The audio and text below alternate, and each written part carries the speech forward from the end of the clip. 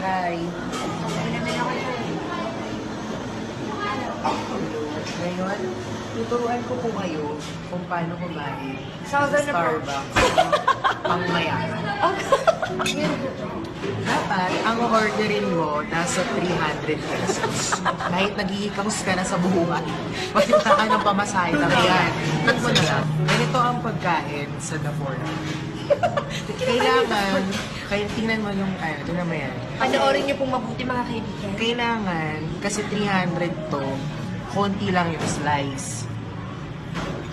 Ayan. Tapos syempre, socialize. Hi!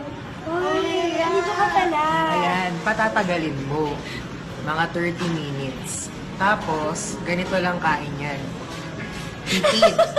Kasi mahal. Closer look. Ganyan. Igaganon mo lang sa ipin mo. Kailangan 30 minutes din to. Tapos chicken.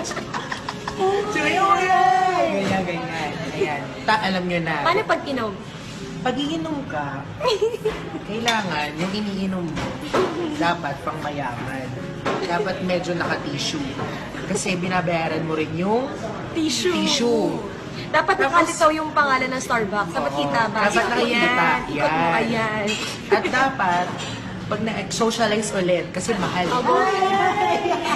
At pagkatapos, kunwari umiinom ka, pero hindi mo iniinom. Dapat ganun. Paano pag may pulubing kumakatok? Pag may pulube, walang 5 piso. Walang 5 piso. Ayan.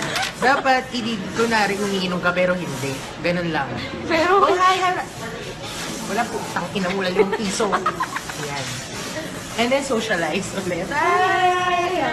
Ayun. Yun lang po. Thank you po. maraming salamat sa panonood. Thank you.